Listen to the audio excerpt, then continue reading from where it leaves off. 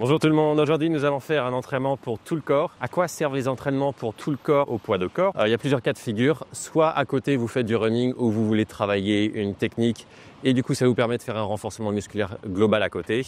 Par exemple si vous courez le lundi, vous pouvez faire du renforcement le mardi, etc. Ça permet de tout bosser. Ou si vous êtes plutôt tourné calisthénie, ça permet par exemple si vous voulez bosser l'équilibre pendant une heure, une journée, vous n'allez pas forcément avoir le temps de faire quoi que ce soit d'autre. Et donc ça permet de faire des entraînements dans la semaine où on se concentre sur une technique tel jour et puis on fait tout le renforcement musculaire de tout le corps un autre jour. Ça permet d'avancer comme ça. C'est très utile aussi pendant les vacances. Si vous voulez faire moins d'entraînements ou des entraînements plus courts, plus condensés, de tout bosser d'un coup, vous êtes débarrassé. Et évidemment pour ceux qui s'entraînent plus occasionnellement, ça permet quand même d'avancer sur plein de choses. Et parfois il est mieux de faire un entraînement pour tout le corps 2 ou 3 fois par semaine que de faire 2-3 entraînements par semaine mais de choses très ciblées. Particulièrement au poids de corps, le corps répondra plus vite à la fréquence comme ça. On va commencer, il y a pas mal d'exercices, il y en a 12, c'est un circuit qu'on peut faire 1 fois, 2 fois, 3 fois selon votre endurance musculaire. On va commencer à chaque fois par un exercice de jambes, un exercice de tiré, un exercice de poussée, un exercice d'abdos, jambes, tirées, poussée, abdos, jambes, tirées, poussée, abdos et ça 3 fois. Pour chaque exercice, je vais donner des progressions pour les débutants. On peut considérer que ce circuit est de niveau intermédiaire. N'hésitez pas à adapter les chiffres à votre niveau et pour les temps de pause entre les exercices, vu qu'on enchaîne des parties différentes du corps, vous pouvez faire 100 si vous avez un bon souffle. Mais là, ça va être à vous d'en juger. Peut-être que vous avez besoin de 30 secondes pour vous remettre avant d'aborder le prochain exercice. Peut-être que vous avez besoin d'1 minute. Mais encore une fois, un objectif, un très bon objectif, ça peut être de réduire ce temps de pause jusqu'à plus rien. Et par contre, si vous faites plusieurs fois le circuit, là, n'hésitez pas à prendre 1 ou 2 minutes de pause avant de repartir faire le circuit suivant. C'est parti. À chaque fois, on va commencer par les jambes. C'est ce qui réclame le plus d'énergie. Pistol squat, on va en faire 8 de chaque côté. Si vous ne pouvez pas faire des pistol squats, parce que c'est un exercice quand même qui pour beaucoup demande pas mal d'apprentissage, notamment pour moi, vous pouvez les faire assistés, c'est-à-dire sur un support. Et vous pouvez choisir la hauteur du support. Plus il est bas, évidemment, plus ça va être difficile. Donc pistol squat, 8 de chaque côté.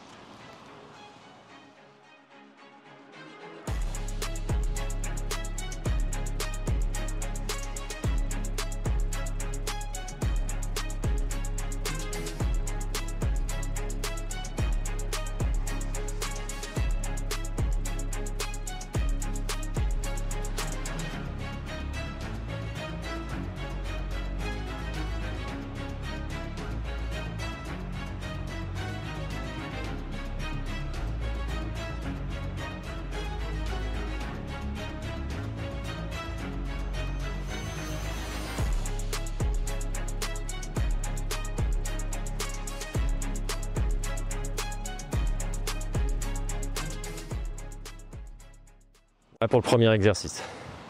Deuxième exercice, un exercice de tiré. Quels sont les meilleurs exercices de tiré? Ce sont les tractions. On va faire 10 tractions pronation, c'est-à-dire les mains sont comme ça. Ce sont un peu les tractions de base, à l'inverse de celles-ci, car elles sont un peu plus fonctionnelles. Si vous ne pouvez pas les faire, vous pouvez faire des tractions australiennes sur une barre plus basse, avec les pieds au sol. Et vous pouvez faire aussi des tractions négatives, c'est-à-dire que vous sautez et vous ralentissez la descente le plus possible. Vous pouvez faire ça sur une barre plus basse aussi, en pliant les jambes. C'est parti, on en fait 10.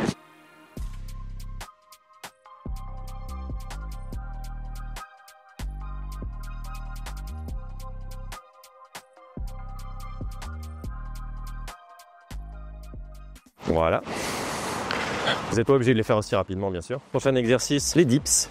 On va en faire 12. Et si vous ne pouvez pas faire des dips comme ça avec tout votre poids de corps, vous pouvez les faire sur un support avec les pieds au sol.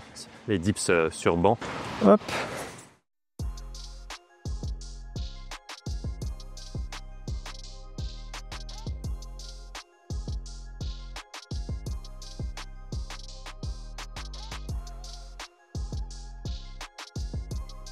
C'est un peu vite, il n'y a pas le feu, il faut que je prenne mon temps. Prochain exercice abdos. Là, je vais faire des montées d'orteils jusqu'à la barre, qu'on voit mal fait énormément partout. Il ne faut pas prendre d'élan pour monter ses orteils jusqu'à la barre. Parce que l'idée de cet exercice, c'est d'engager énormément évidemment le dos parce qu'on est suspendu, les abdos et les fléchisseurs des hanches, et même le psoas. Et pour ça, on ne peut le faire vraiment efficacement qu'avec du contrôle. Donc utilisez l'élan pour balancer les jambes jusqu'à la barre. Ne va quasiment rien faire bosser du tout. Va prendre plein d'énergie. Si vous ne pouvez pas monter les jambes jusqu'à la barre, essayez juste de monter les genoux jusqu'au visage. Et sinon, vous pouvez faire l'exercice au sol, allongé au sol, où vous montez les jambes droites, vous essayez de monter les jambes le plus haut possible vers le ciel. C'est parti, on en fait 6, contrôlé, lent.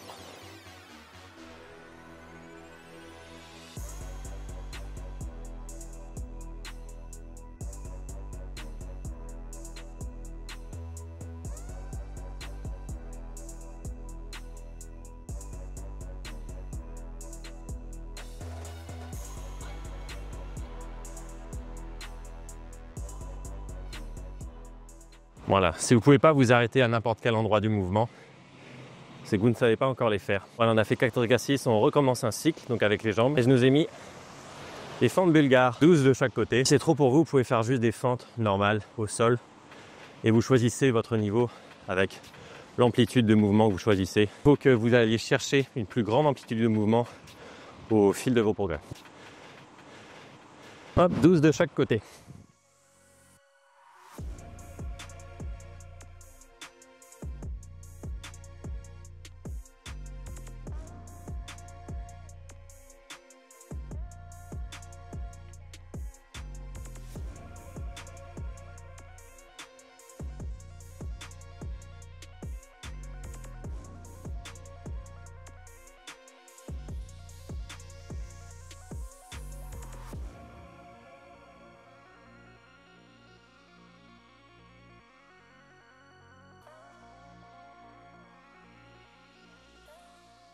Voilà, prochain exercice, on tire. Et encore des tractions, il me semble. Oui, en supination, c'est-à-dire paume vers soi. Et encore une fois, vous pouvez les faire sur les barres parallèles, les pieds au sol. Même principe. À partir du moment où on met les paumes vers soi, vous pouvez regarder chez vous. Ça va beaucoup plus faire participer le biceps. Donc il y en a que ça peut intéresser. Hop.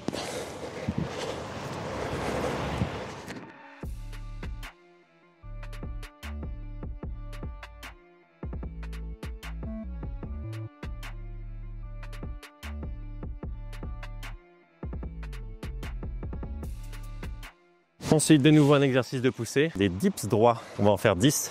Donc les dips droits, ça se fait sur une barre toute simple. C'est un exercice que j'aime bien parce que ça permet après de les faire sur des barres de traction. Une fois que vous avez capté un mouvement qui permet d'aller au-dessus de la barre de traction, en muscle up, en pullover, ça permet de commencer à bosser le muscle up, à bosser des enchaînements, par exemple, faire plein de dips droits, se laisser descendre, faire plein de tractions, etc. Et ça permet de construire énormément d'endurance musculaire autour de cette barre, ce qui après permet d'aborder le freestyle, etc. Et d'être plus à l'aise autour d'une barre de façon générale. Dips droit, c'est parti.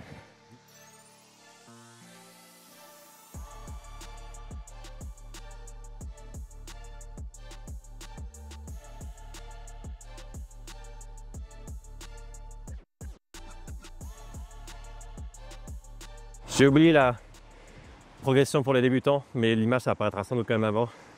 C'est les pompes surélevées. Pareil, vous pouvez les faire sur une barre comme ça ou sur un support. Prochain exercice. J'ai toujours une feuille parce que dans le feu de l'action, j'oublie toujours ce que j'ai écrit. Montée de genoux, on va en faire 12. On peut les faire suspendus à une barre de traction. On peut les faire sur une barre de dips comme ça. Et si vous débutez, vous pouvez les faire tout simplement allongés au sol et vous essayez de ramener les genoux jusqu'à votre visage et de tendre les jambes en gardant les abdos bien engagés, le dos bien proche du sol le plus possible. On en fait 12, c'est parti.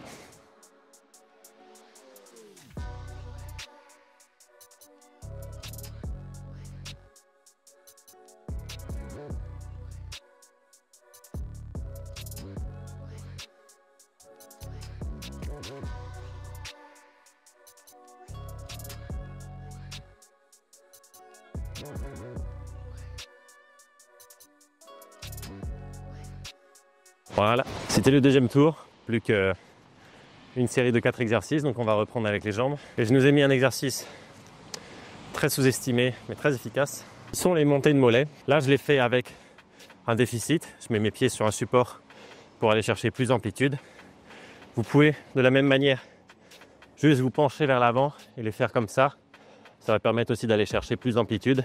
Et si c'est trop pour vous, vous pouvez tout simplement les faire debout. Pareil, vous essayez de monter de plus en plus haut au fil de vos progrès. Essayez d'en faire au moins 20. Mais si vous en faites 60, faites en 60. Là, on va en faire 20 pour la vidéo avance. Mais c'est vraiment des muscles qui répondent bien au grand nombre de répétitions.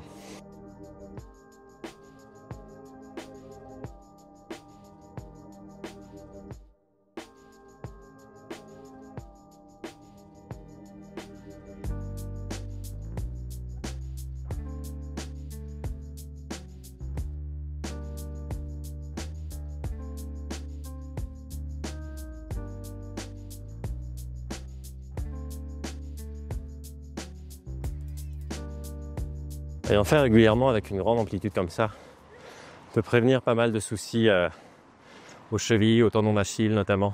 Les grands nombres de répétitions de ce genre de mouvement, notamment si vous faites du running, ça peut vraiment, sur le long terme, vous sauver pas mal. De nouveau distraction, mais cette fois en prise neutre, c'est-à-dire comme ça. Si vous n'avez pas 2 barres comme ça qui vous permettent de faire une prise neutre, vous pouvez les faire en commando avec une seule barre, c'est-à-dire vous mettez une main devant, une main derrière, vous en faites mettons 5, vous inversez les mains, vous en faites 5. Si vous ne pouvez pas les faire de traction encore, vous pouvez faire des tractions australiennes sur des barres parallèles en prise neutre ou en commando aussi. C'est parti.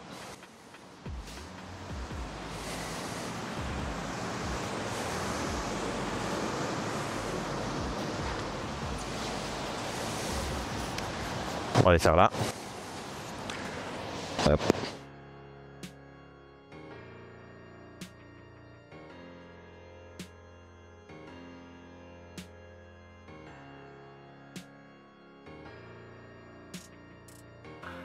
Les prises neutres aussi, on sent bien le travail sur les biceps. Dernier exercice de poussée, le grand exercice qu'on n'a pas fait jusqu'à maintenant, ce sont les pompes. En général, je les mets plus vers la fin d'un circuit parce que la plupart des gens, moi, sont capables de faire bien plus de répétitions de pompes que de dips ou que de quelque chose où les pieds ne touchent pas le sol, ce qui est logique. On va en faire 15 et évidemment, si vous ne pouvez pas les faire comme ça, on va tout simplement les faire sur les genoux.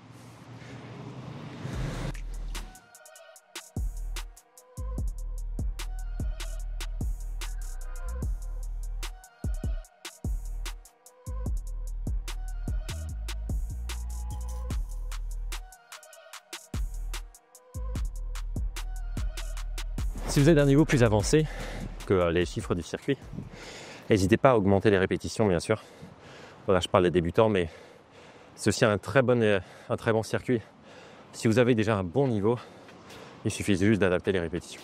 Et dernier exercice pour les abdos, on va tenir le L au maximum, soit suspendu, soit au sol, sur les barres parallèles, comme vous voulez.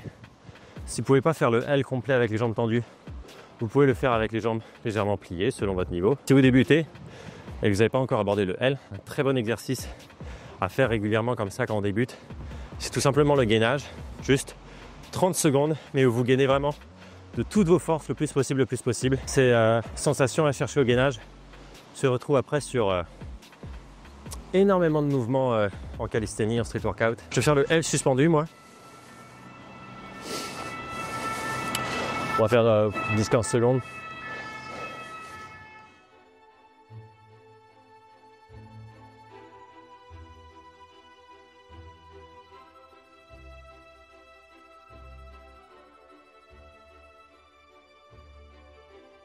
On a fait un tour. Donc n'hésitez pas à prendre 2 minutes de pause et à refaire tout ce circuit encore une fois, encore 2 fois selon votre niveau. Si vous le faites déjà un tour du mieux que vous pouvez avec vos nombres de répétitions, votre choix des exercices, l'amplitude à laquelle vous le faites, c'est déjà très bien. Et privilégiez plutôt chaque semaine d'aller chercher un peu plus d'amplitude de mouvement, un peu plus de qualité d'exécution, des progressions d'exercice un peu plus difficiles, un niveau au-dessus, plutôt que rester à la même amplitude, mêmes exercices, etc. Mais juste de faire 50, 100 répétitions, de faire un nombre extravagant de répétitions, sans chercher en priorité à gagner cette amplitude, à créer des nouvelles connexions neuromusculaires. Vous irez beaucoup plus loin, beaucoup plus vite, et ça vous apportera beaucoup plus physiquement, spirituellement, en faisant comme ça. Voilà. Moi je vous souhaite une très bonne journée et bon courage pour l'entraînement.